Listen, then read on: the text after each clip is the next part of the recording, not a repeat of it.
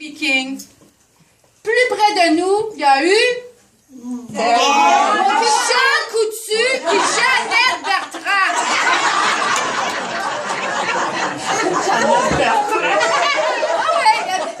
Grand monde qui sont nés cette année-là. Mais notre starlette à nous. A vu le jour à Fort-Coulonge, comme Hélène a dit, le 14 novembre de cette année-là, Thelma Leclerc-Regan. Yeah! Pour nous, c'est clairement le plus grand événement. C'est un plus grand événement que la création du 78 tours de cette année-là. Ah oui? Oui, 78 tours. Les 10.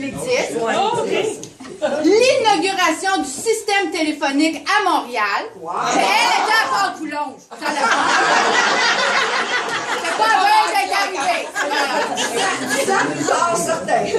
C'est même plus impressionnant la naissance de notre Thelma que le tremblement de terre de 6,7 à l'échelle Richter qui a fait trembler la toiture du forum pendant un match. En 1925. Il y en a peut-être le deuxième. Celui-là, il était quelque chose.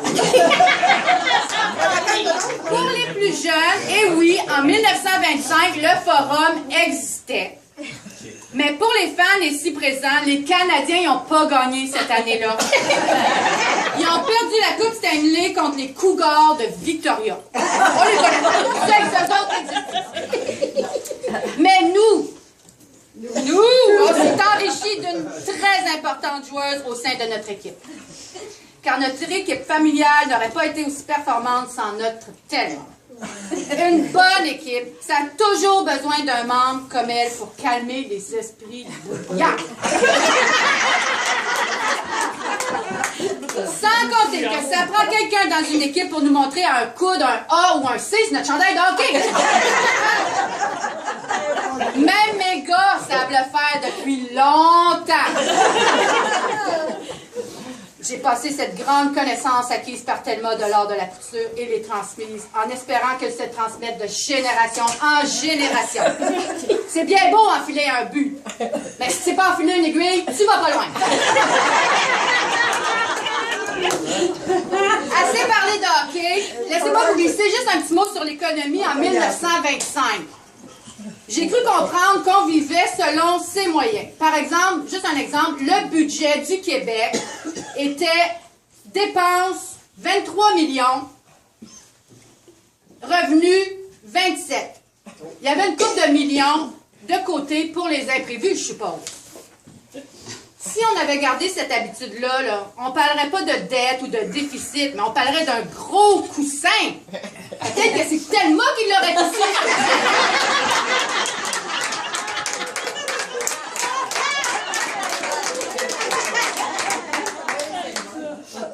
C'est vrai. We're going to translate and send it to you.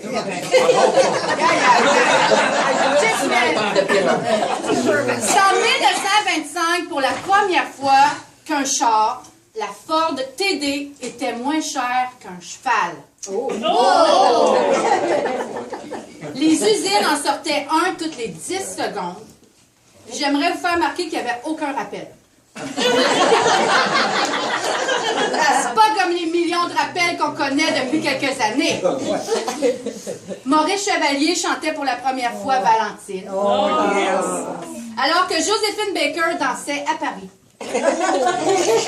C'est aussi cette année-là qui nous donne la toute première femme à être admise à la faculté de médecine de l'Université de Montréal, Marthe Pelland. Fallait bien se préparer parce que Thelma est arrivée et elle ne donnera pas sa place, question de s'émanciper.